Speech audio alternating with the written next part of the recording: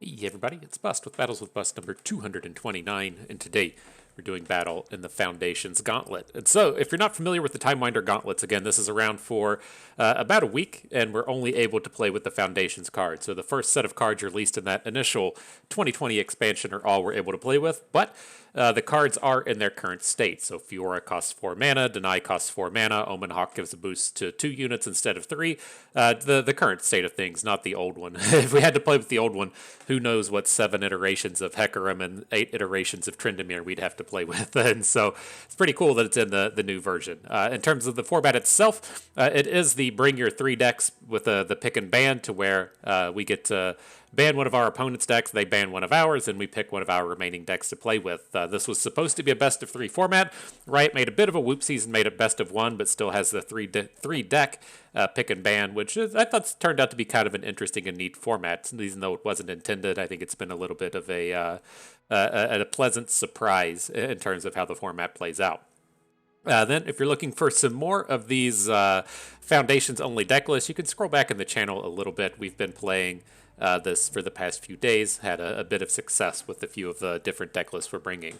And so, in terms of the decks we're bringing today, we're going to be playing Teemo Zed. This is a little bit different than the Elusives deck we played a couple of videos ago. We are running the Kananku Wayfinder here and looking to take advantage of both the Wayfinder, and then the big card we're trying to take advantage of is going to be Dawn and Dusk. And so, with that Allegiance unit, it lets us come down and play Teemo. Teemo gives us a bit of a stronger early game package with Teemo, the Blade Scout, and the Sparring Student. And we're looking to be much more aggressive, both in terms of our elusives and in terms of taking advantage of the Dawn and Dusk. And so we have all of these kind of built-in combos with the Dawn and Dusk. There's the synergies between it, the Green Glade Duo, and the Sparring Student, all being pretty happy to have you summon these additional units, and then many great targets for the Dawn and Dusk. Whether or not that's the very common Green Glade Duo, just a humongous burst of damage if you send it that way, or the even bigger burst of damage with the Windfarer Hatchling.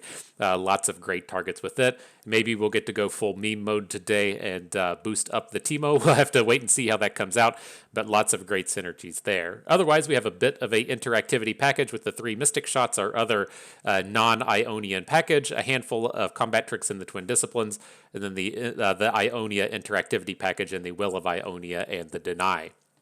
Deck number 2, playing Garen Katarina, and this one's a nice throwback to the Lands of Expedition. If any of you remember, there was this point in time where Riot was starting to kind of do special card pools, special archetypes. They were just going to bring them into the format for a little bit. I think they did it one time, maybe twice, before I think they decided that they were going to shut down Expedition, and the lead dev ended up leaving the company. But Garen Katarina was one of those decks. It's looking to take advantage of the support units, and so we have Legion Drummer, War Chefs, and then to a lesser degree Brightsteel Protector. You're using those to boost up your things like Fleet Feather Tracker and Trifarian Glory Seeker, Laurent Protege. So we're either getting some quick attack challenges, or we're getting some protected challenges with the Brightsteel, or some boosted challenges with the War Chefs. And then the big overarching idea is that you're going to get to attack multiple times, mainly through Katarina. And so if you're attacking multiple times, you can give something quick attack once with the Legion Drummer. Then on your second attack, you can give something different quick attack with Legion Drummer. All of that is, fairly tough to pull off, but it's a very high risk, high reward strategy. And this turned out to be a fairly okay deck there for quite a while in Expedition. And so we'll look to see if we can't get some good challenges with our old Fleet Feather Tracker Legion Drummer combo. Last but not least, we are playing Tryndamere. Tryndamere Shadow Isles, if you will. We do have a singular Shadow Isles card in our deck in the Harrowing, but I was wanting to kind of look back and see if the Overwhelm strategy actually held any merit. I don't think this is going to be particularly strong, but as we look at a lot of decks in the current landscape of Runeterra, as to where you have to either be able to overwhelm, elusive, or rally, I'm curious if this style of deck was actually a thing. And as you're running into formats full of Vile Feasts and Brood Awakenings and lots of good ways to just clog up the board, you're just trying to send your Avarosian Hearthguards and your just big statted units that don't have Overwhelm. They don't deal any damage. I'm curious if the Overwhelm strategy can be here to kind of break that down. I have kind of this feeling in the back of my head that the strategies like this just weren't relevant because of the vengeance plus the vengeance plus ruination kind of combo, right? As to where if you want to just go big with one unit, you're just going to get hit by the vengeance. If you want to go wide, you're going to get hit by the ruination. And it wasn't so much a matter of the board control, but I'm curious to see how these overwhelms play out. And then with that kind of ruination thing in mind, we have included a bit of card advantage with the triple Avarosian Sentry, double Babbling Bjerg, along with the survivability of Tryndamere and the kind of anti-ruination in the Harrowing.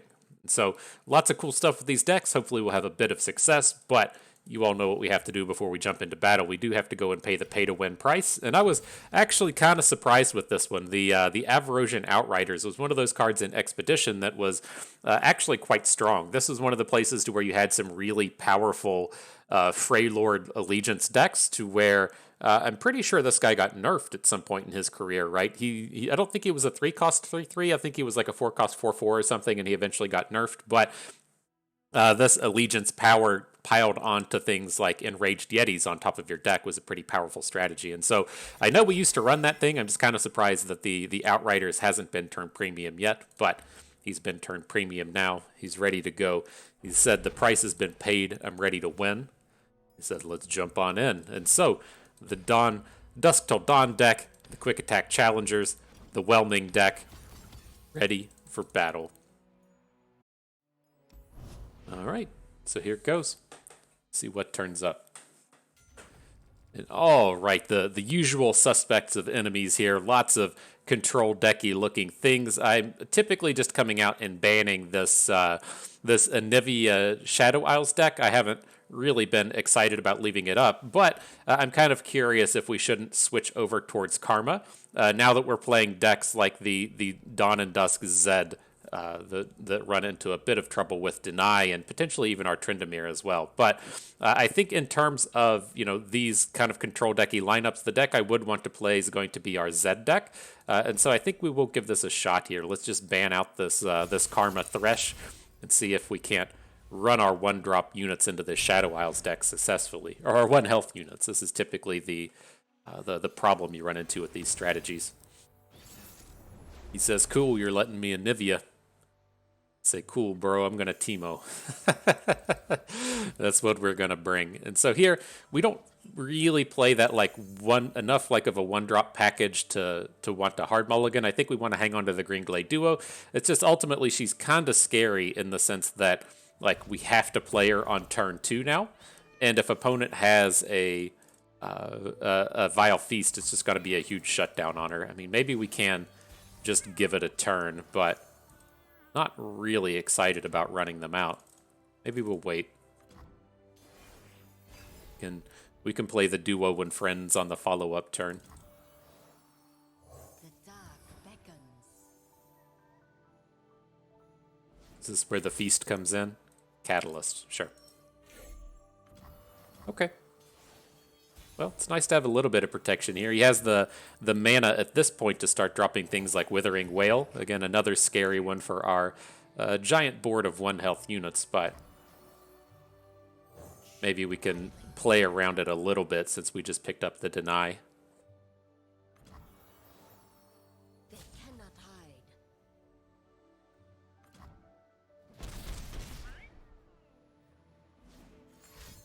More catalysts. I like it, dude. I like it. The ramp fan in me knows what's happening right now, and it feels pretty good, I like to see that kind of thing.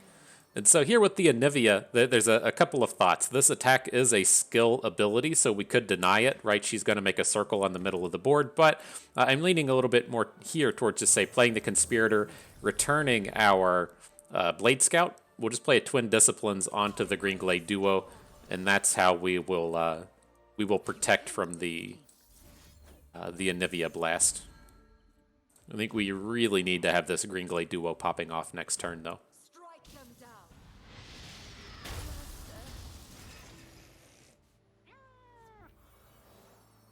They'll never see me coming. All right, Blade Scout in. We're going to play the additional Conspirator. Protect our 1-drop a little bit. Next turn, we'll have a bit of action with the Duo and the Blade Scout. See how close to dead we can get him. Ooh, and on to Dusk. It's a little bit too risky here. We'll have to wait a turn on it. Maybe we can pop it off for our next attack, but let's see. Don't appreciate that, bro. Get that out of here. Now the new question is: do we have to like worry about a second spell? And I don't think we can, right? I think we're just gonna have to play the Blade Scout and slam it in. It's like if we attack right here and he has a Withering Wail, we're just going to be smoked anyways. We have to have something go right here, and that something go right is our opponent not having another AoE. Now, I do worry here a little bit, given that he was passing with that up, but double Vile Feast. Guess that's okay. We can still maybe win with the Dawn and Dusk. We're in a pretty bad spot now, don't get me wrong, but maybe.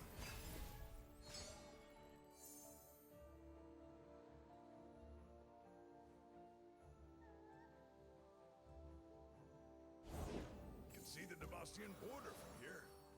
Okay, not too worried about the damage he's dealing. Like, we can come in and block still with our units that are just gonna die, and then follow up with the Shadow Assassin. Maybe we'll get to that. We just need 10 damage, right? Technically just need 10 with the Mystic Shot, maybe just 8 with the Twin Disciplines, and so we're there, at least in terms of having a lethal presented. It's faithful.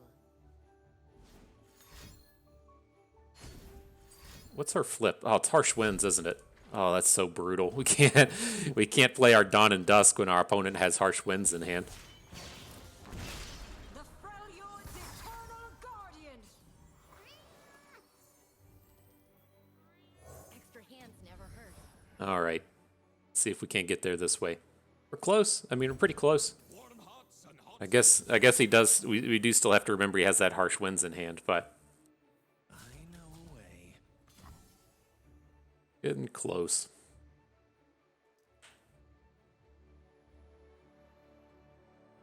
Not even that close, are we? he's just gonna fall to 9 off of this. All right. He's very confident in his flip to Nivea doing what needs to be done. I bring the storm. You call that sneaky? All right, 4 damage coming at us.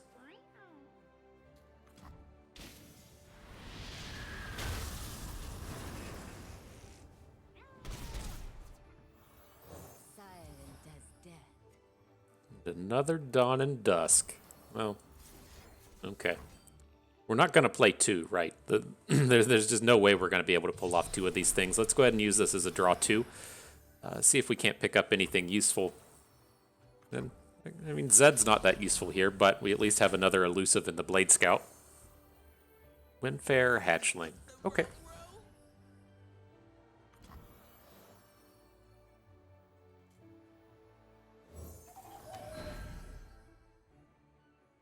And now he drops the Ruination, right? Oh, we actually get to attack? My part. Okay. Yep. The chill before the storm.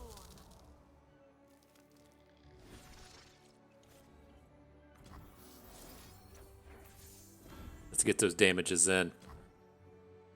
Technically have the damage for the kill now, right? Oh, that's lame. That's lame, dude. Okay. Maybe next turn. Maybe we'll get something. He hasn't been doing too much in terms of actually killing us, and so, you know, we're going to have another turn of being able to block. The Hatchling doesn't die to Anivia, so I mean, we got some definite options here. It's too late for you. Fall to 6.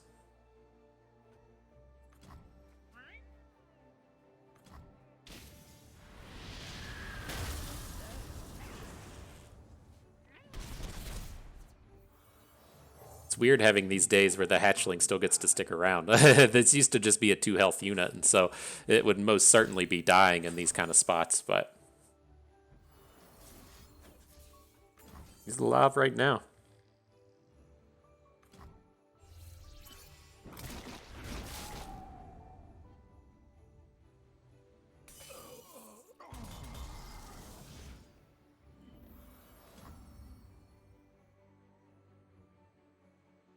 game. We got the big damage combo now. We got the full 13.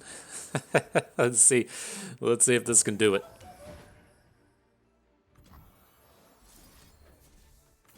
Percentage chance he does something lame right now. I give it about an 85 to 95. It's going to be super high. He's going to come in with a vengeance or something.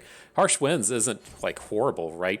If he harsh wins, we still get the +2/+2 bonuses after combat, right? So all of our elusives here are going to get +4/+4. Been doing a good job drawing these Anivias as well, but you definitely have some potential coming out of this. Some potential. I guess 6 damage of potential, but that's lethal with the Mystic shots.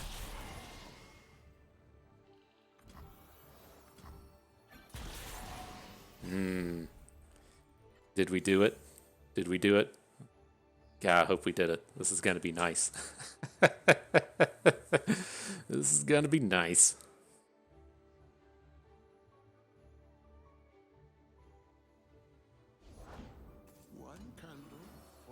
He hasn't even lost any champions this game, lol. All right, let's drop in Zed. We have to block both the Rekindler and the Anivia. And ideally, he's just going to come out here and spend a bunch of mana. We'll be able to Mystic Shot kill him, but we need to be able to block this stuff so we're not technically dead.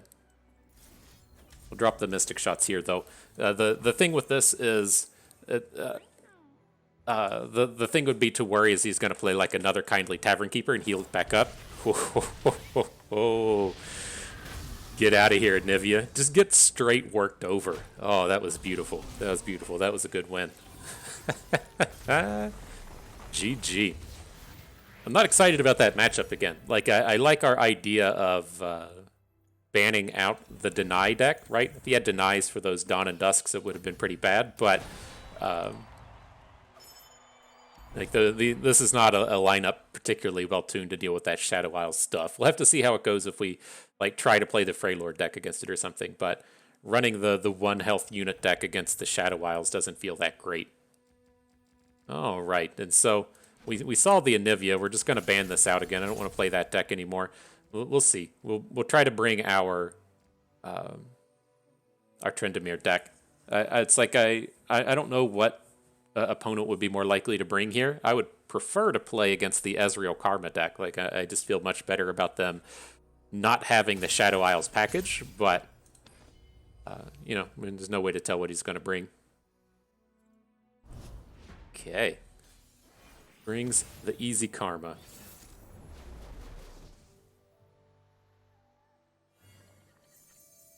So what do we got? I mean, it's a decent curve starting like this, but I don't think we're going to get really any use out of this Ice Veil Archer. So I'm still going to hang on to the Trapper. Maybe we want to hang on to the Outrider. Like, I'm curious about what happens with this deck in terms of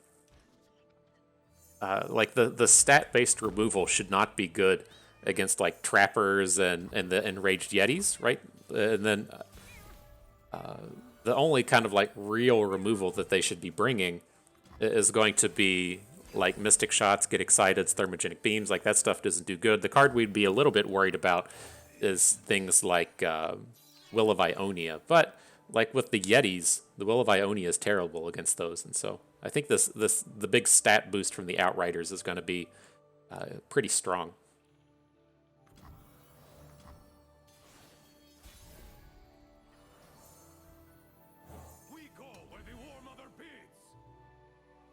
Now the thing to kind of watch out for here is we don't want to be drawing those Enraged Yetis off of the Babbling Bjerg, right? We would ideally just naturally draw it because it's pretty much just like the best card in our deck right now. And so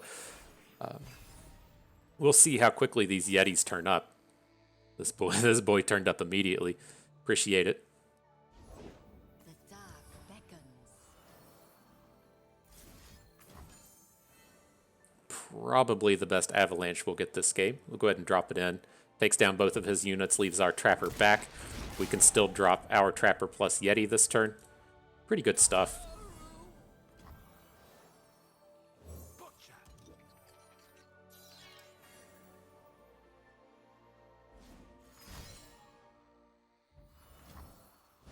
Here he is. The Expedition combo. 1 mana 8/8s. Pretty good. Give him a little bit of Overwhelm.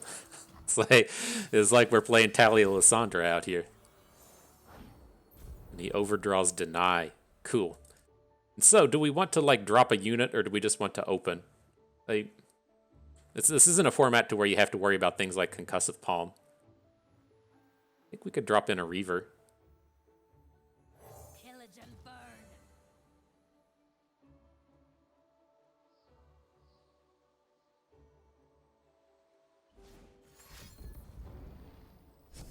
I think that's good. It's good seeing them go for the value package, right?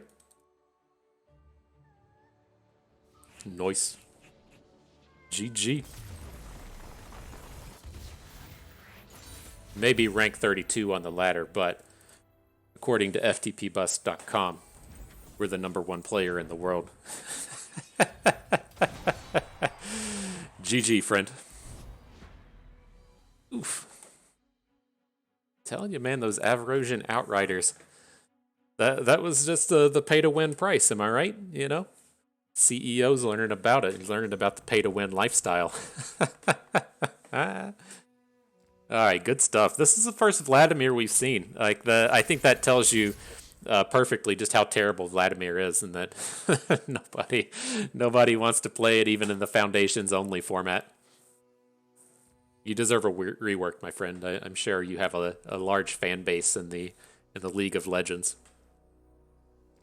But here, we'll see what opponent brings. If we get the opportunity to play Garen Katarina, we might as well take it, right? I don't think it would be spectacular against Braum. It might be okay against whatever this deck in the middle is. I just want to make sure we get a chance to play it. I assume that this is just an ephemerals deck, right? I don't think we're going to be like spectacular against it. It's not a deck where you want to be dropping 5/1 units, but we'll see. We'll see how things turn out. It's just like if you play a 5/1 and they're like, cool, here's a Haunted Relic. You know, really just big tempo plays and shuts you down quite a bit. But we'll come in with a rear guard. Really nice aggressive draw to bring at him. We get to curve out that first 6 mana with all these units. We got the Legion Drummer for next turn, the Brightsteel Protector to follow up with. Lots of good stuff.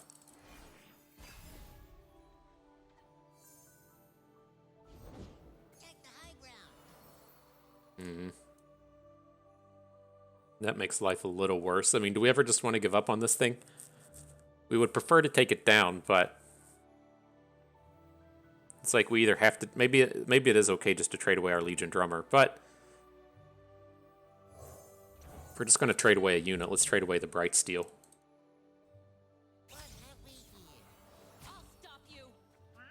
Right, because we still get to have a decent turn next turn. We don't have the big protection we were hoping for our Legion Drummer, but these other cards should still be okay. Or Protege, fine. All right. Ladies, where are you? I'll do better this time.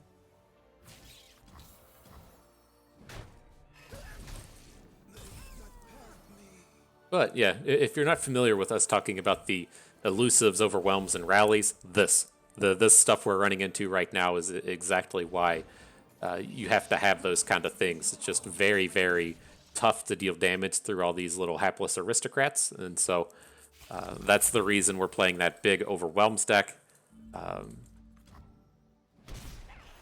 as a means to try and just punch through all this stuff.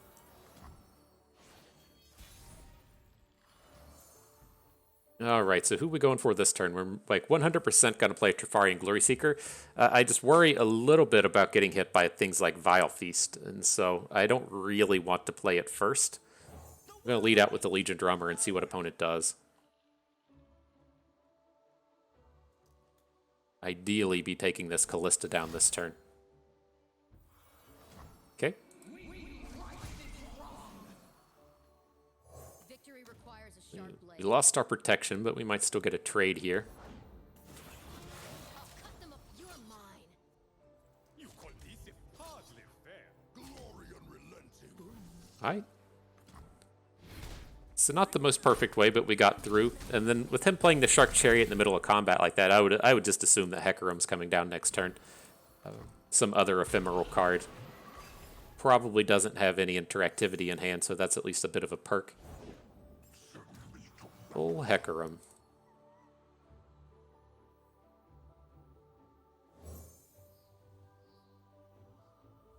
You're covered. So just looking to prevent as much damage as we can here. Like we can block the Shark Chariot with the Protege. We can block a 2/2 with the Vanguard Sergeant. And then on our next turn, we'll just be opening with 4 Demacia. He doesn't have the mana to hit us with the Ruination next turn, so hopefully that's enough. He does have options to say, like, play a Haunted Relic, which would be really annoying, but I don't think we can give up on this opportunity to win here. Uh-oh, no way, come back. There we go. That had a little bit of a misclick in here.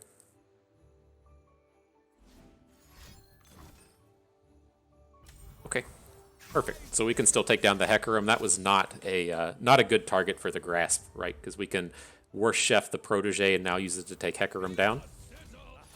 Everything's in place. Behind ya. Maybe it just didn't matter at that point, but losing the Hecarim, never good. Never good.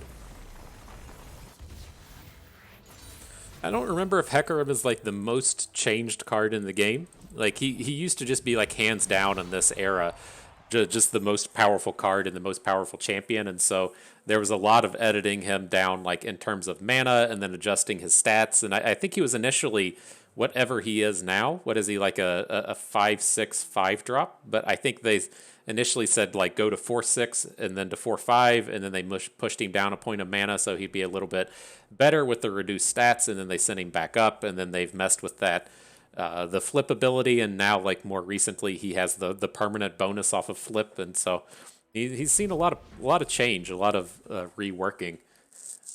Him and Tryndamere saw the most, I think.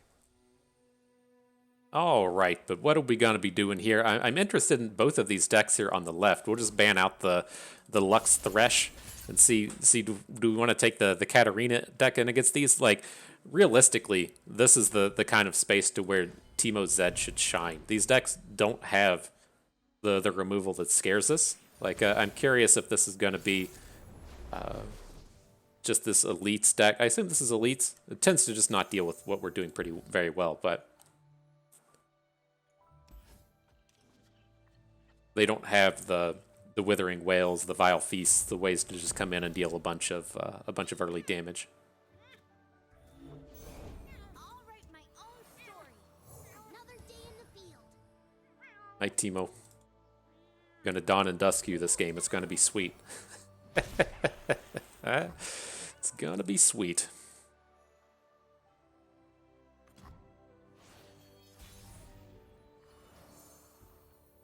Everything's better with company. Says you. If I didn't forge All right, he's bringing the stats. We're bringing the damage. Feels pretty good.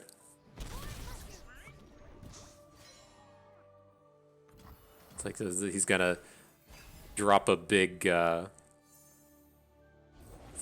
this turn. Yeah, the Vanguard Sergeant. Don't particularly care. It's not that big of a deal. How'd you do that? So I'm looking here. I just want to take all of this. Really surprised he didn't attack with Battlesmith. We're just never going to block it. Now on this upcoming turn, can drop in the duo. The next turn we can Conspirator, Sparring Student. Maybe a little bit more depending on what we draw. All right, Shadow Assassin is less than the Sparring Student. Less damage. More mana. I can learn from watching you. All right, here comes the big boom. Armed and ready. So we got 11 coming at you. I'd assume he's going to come in and try and hook our Green Glade duos, but we know that's coming. Do we want to just go for it in terms of we can keep like Dawn and Dusk and Will of Ionia in hand, so that if he tries to single combat us next turn, we can Will of Ionia whatever he tries to hit. And then assuming on this attack he's going to hook both of our Green Glade duos, we can just say like block Garen, block something else, and then go for the Dawn and Dusk on Teemo. That's too greedy, but you know, that kind of thing is there. Maybe oh shit, maybe that is just what we're going for now. I thought we were going to still have Will of Ionia, man. I wasn't paying enough attention, but the 10 mana is the place to be next turn. Oh shit, we're going to be short on that anyways. We're only going to have 9. Oops. A little bit of whoopsies across the board.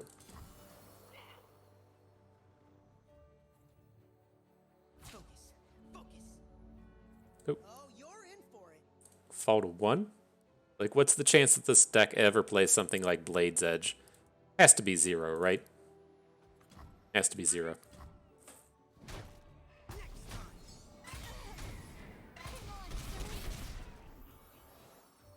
Guess he could play a rally, though. That would be a little bit painful, right?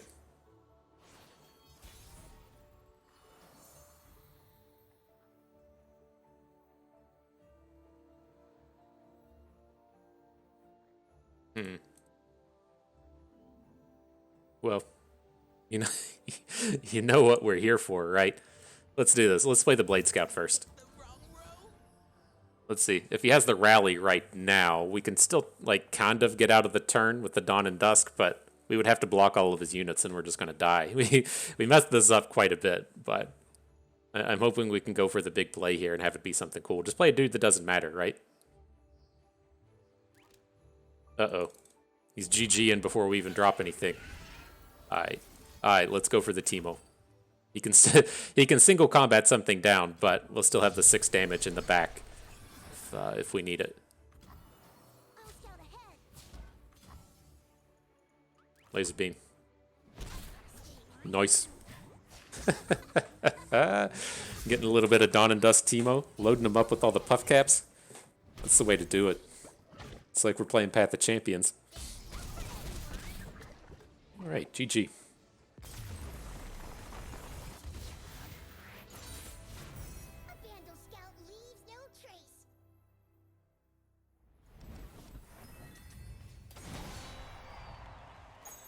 Alright, next battle.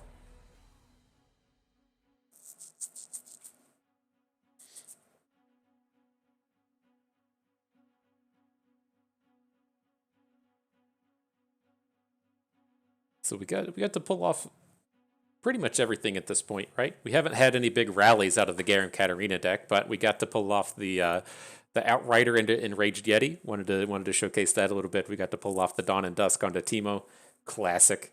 And so now, now we just got to play the Garen deck to see if we can't get a little bit more high-powered play coming out of it.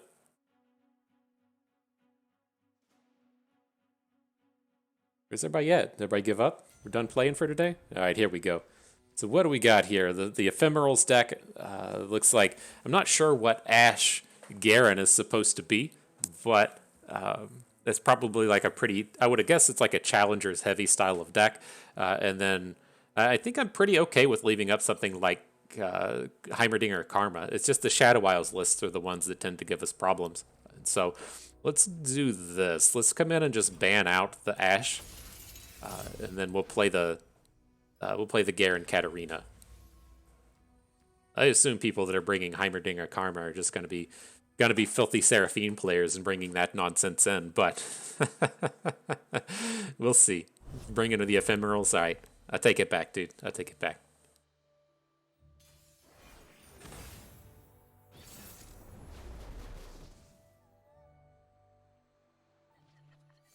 All right, so what do we got? Not the greatest start just yet. Hang on to the Glory Seeker. See if we can't get a way to get her boosted here early. The thing that is a bit worrisome is we don't have a great way to deal with Zed, right? And so, like coming in here on turn 2, we're gonna have to play the Legion Drummer, just to make sure we have a blocker for next turn that we can hit with the Bright Steel Protector.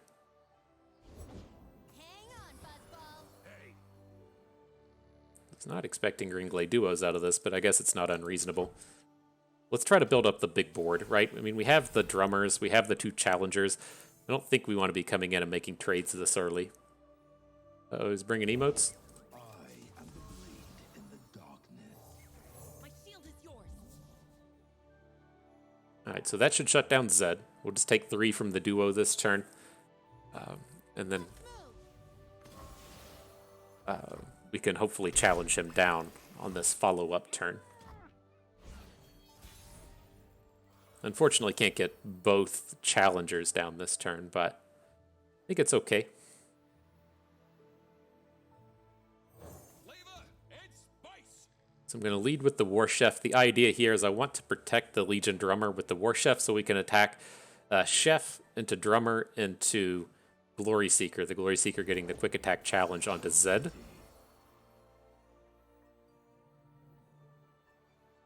Sharpen blades. Didn't pan out exactly how I wanted, but I think this is probably just going to be the thing that shoves Ephemeral onto a different unit, right? Steel is yours. Remember why you're mine. No one goes home. Guess with that onto the War Chefs is pretty decent, but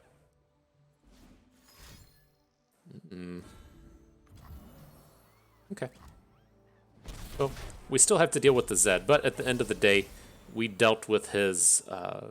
He dealt with our 2-mana unit with a 4-mana spell, so lets us build up a little bit more of an advantage. He wants to open here; it's not terrible. Still have the time to build back up a bit. I'll stop you. Probably just a little bit too much damage. Like, losing the Bright Steel doesn't feel great, but I don't think it's really doing anything here. I keep step with the heartbeat of Noxus. So we're going to add Drummer. I want to get Katarina down. Right now, the Katarina being able to take the Green Glade duo, maybe that's something we should have looked at a little bit closer, but No going back. definitely strong. This might hurt.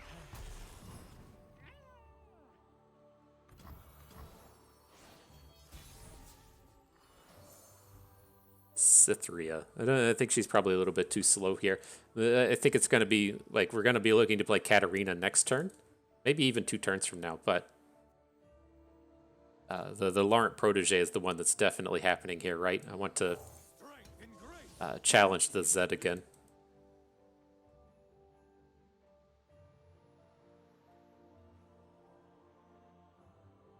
Probably should have just played the Protege last.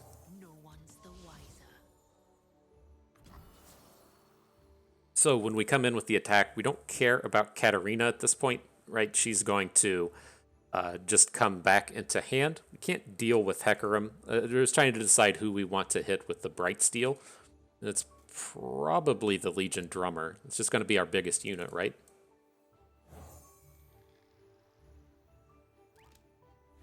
You're covered.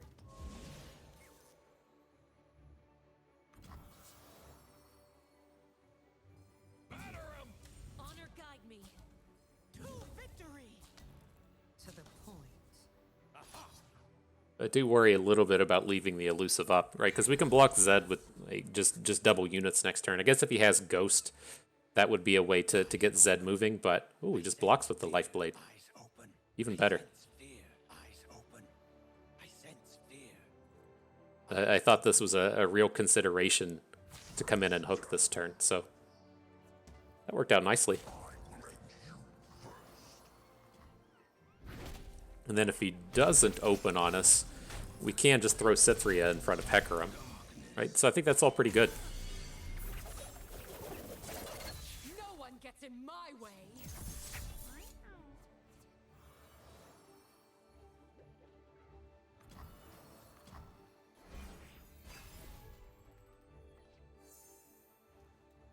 Get to pull off all the combos if that's going to happen. Oh, Dawn and Dusk. Oh, Jesus. Okay. Okay. I feel you. Show them what we're made of.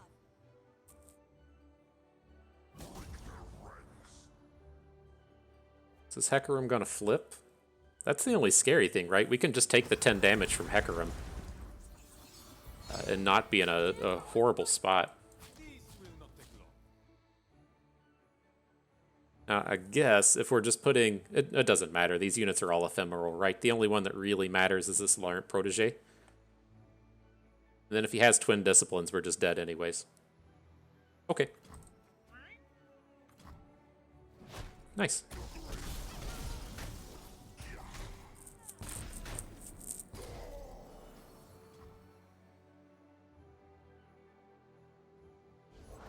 Everything's better with company. Says you. All right, all right. Definitely been in worse spots. Definitely been in worse. Hardly fair.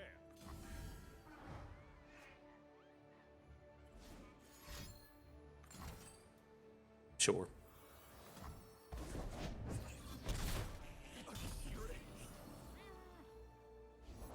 They cannot strike what they cannot see.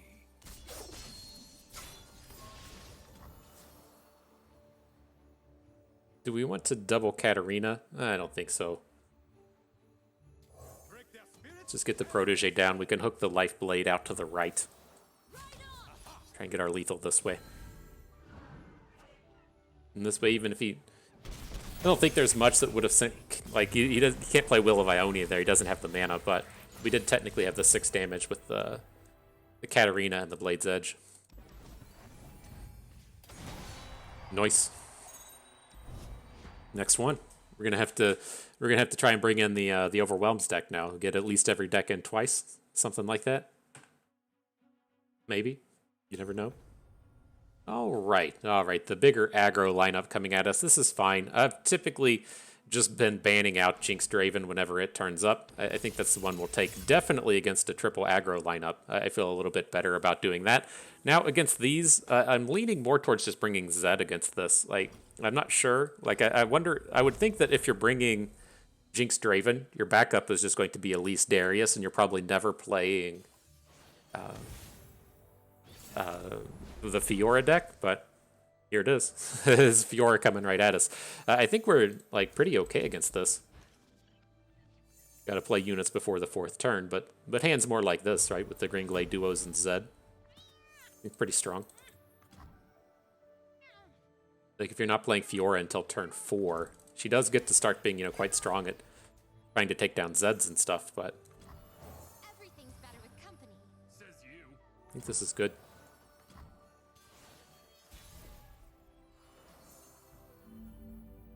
Pledge yourself to the shadows. They'll never see us coming. Uh-oh. This does not seem ideal for opponent. Not ideal. Not ideal. He's going to play a turn 4 Fiora, and we're just going to hit her with Will of Ionia.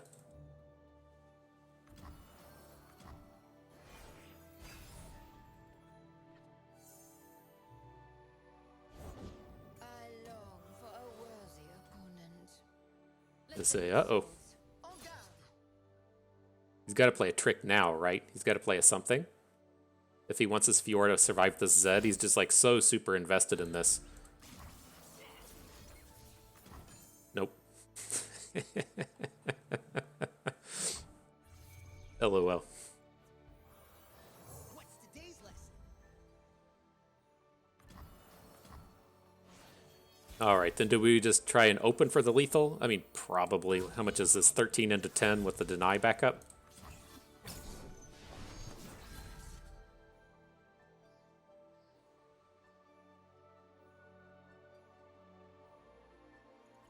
A little cupcake in here.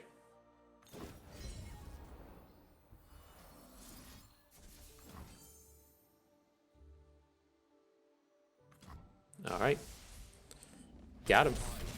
Make our way to that final battle. They will all learn to fear my order. All right, let's see if we can't bring the Overwhelms in again. It's a good strategy just picking your deck before the matchups even turn up. And so this is the same guy from earlier. I wonder if he's going to run us into the Shadow Isles deck again. or run us into the let us play it. We handily defeated him with the Overwhelms earlier. Curious if we get it 2 times in a row. It says no thank you, Bust, you're not doing that again. So I'll switch to Garen Katarina. I feel like if you're gonna bring the Heimerdinger deck, it's probably just too good against Zed. And so we at least have a bit more play. We do have a lot of 1 health units in this deck, but not nearly as many. The strategy isn't as super tied into the unit as it is with the Green Glade Duo deck.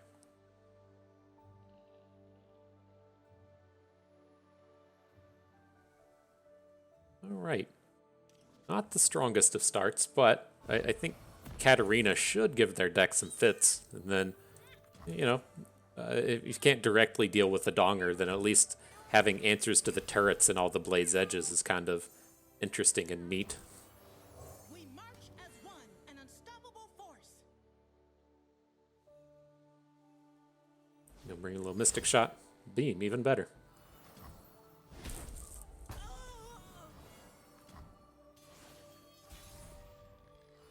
So how willing are we to risk Katarina here? I think this is okay. We have the second one in hand. You had the option to just play Mystic Shot on the previous turn and didn't do it. So see how it goes. And I'm fine to just go ahead and commit the point of damage. We're going to just be curving out from this point forward and don't have any tricks in hand. And so that could be what it comes down to. That 1 point. The world awaits. Forward. I need just a moment. Maybe should have done this in different order. It looks like our Glory Seeker's going to survive the round anyways, but he has some opportunities to cause our units problems here if he has a removal spell for the Glory Seeker.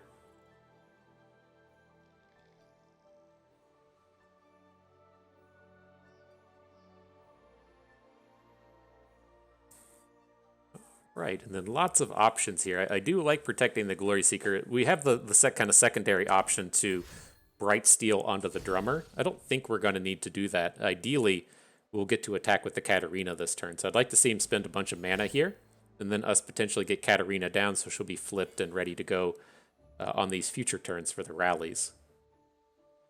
Right, we're at that space to where we do have to start worrying about the Ruination coming in.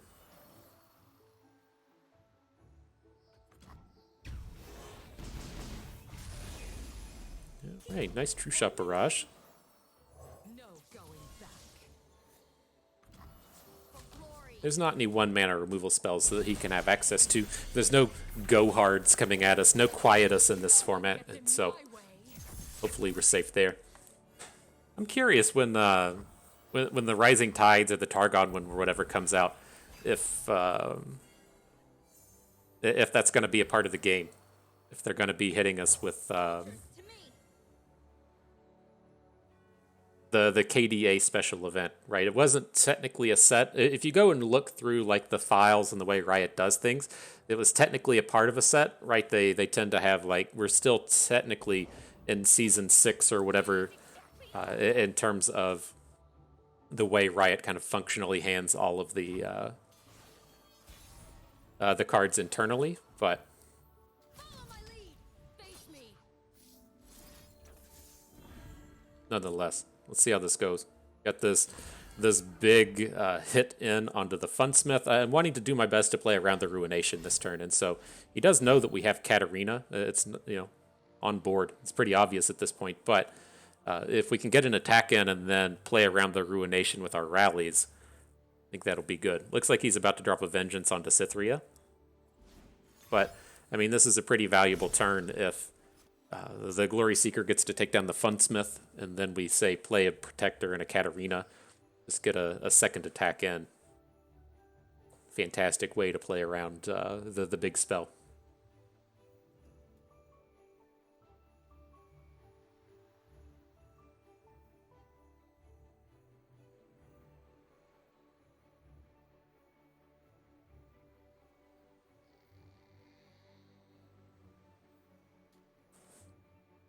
All right, Brozilla, what you bringing at us? He put two skill spells into the middle and then pulled them back. I'm most certain that one of them is Vengeance onto Cythria, but then he kind of decided he had the Flash of Brilliance and wanted to redo it. Yep, that's fine.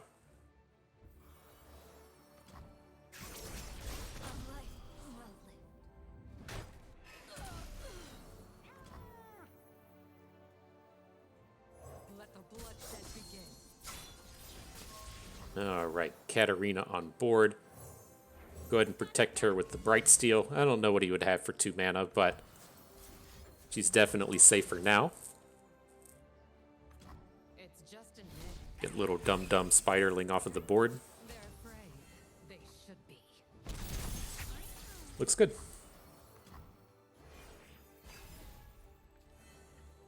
It's wild how much potential Katarina would have had if she was in the game in the olden days, right? If you're able to take down all of this like very Spiderling centric format with these Blade's Edges, kind of interesting.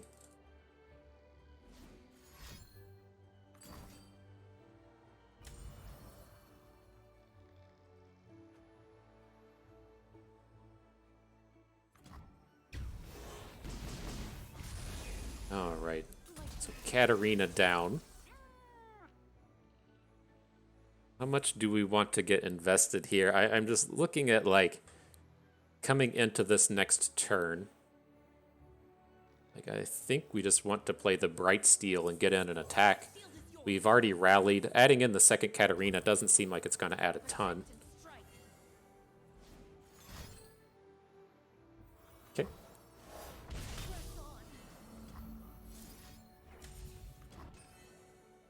Now we can at least, maybe do something with Garen. He gets the 2 strikes in, levels up, gets to do battle on the opposing turn. Not the worst. For king and country. King and country, bro. They will learn Ew. to fear the sump. That one's kind of gross. Maybe it's not big enough, right? He's got to hit 5 spells to kill Garen. There's 2 units in there. Okay. Okay. Well, this is a surprise. Not now. Blood for Noxus. I'm curious if we shouldn't have attacked with both units here, right? If he takes 4 from Katarina and then has to block Garen with the Karina, and then we get to take him to, this would take him to 1 with this Blade's Edge, and then we could play the follow-up Katarina next turn. There's definitely possibilities there, but it's like we're in a very susceptible space if he has like a little bit of life gain, and then we're still facing down this Karina. Do not test my patience. I stand ready. It's gonna glimpse beyond her away.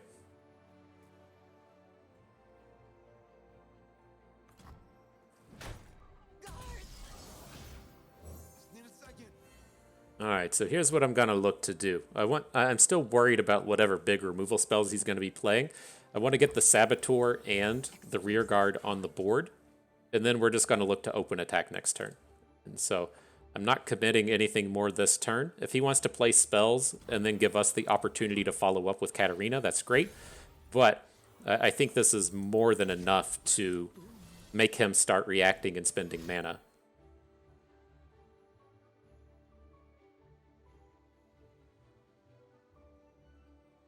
Right, if he has to play a Vengeance or a Glimpse from, or a Grasp of the Undying, we really want it to be on these units on the board and not on the Katarina. Does he have 3 expensive spells in his hand? I haven't been watching the True Shot Barrages to see if they were generated off Flash of Brilliance. He's played 3 flashes at this point, though. Definitely got some big expensives in hand.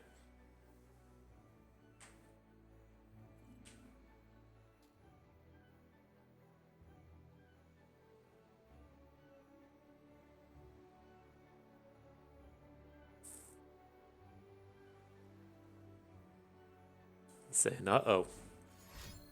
Uh-oh, Bust, you bring in the thunder on this one. Withering Wail and Vile Feast drops him to 6 mana. Okay. It's a pretty big collection of health as well. But we're kind of locked in now, right? We have to just be dropping Katarinas and having these things go right. So we'll play Katarina first. That's the one he's seen. We can Blade's Edge the Spiderling. Maybe get something going with our Glory Seeker here. But that should all be pretty obvious to him at this point.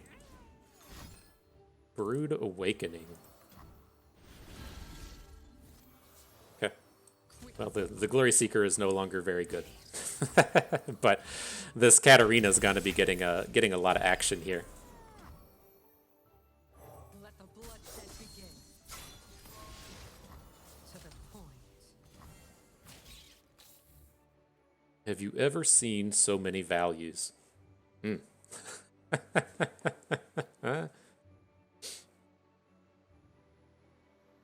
It's a little worrisome though. He's got 3 cards in hand, and I'm pretty sure they're all just really expensive. And so you can run into a spot here to where like these cards in his hand are going to be, say, like a War Mother's Call and a Atrocity, right? There's a lot of very expensive plays that he could be sitting on right now, and so it's not like the scariest thing in the world, the amount of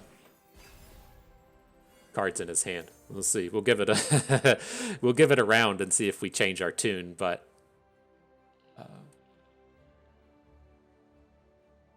it like just foundations only.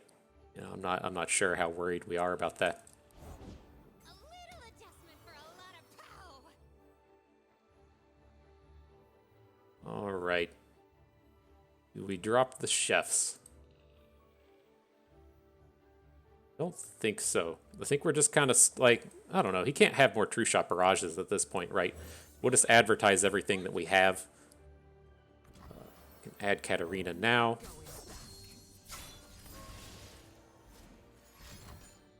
Box.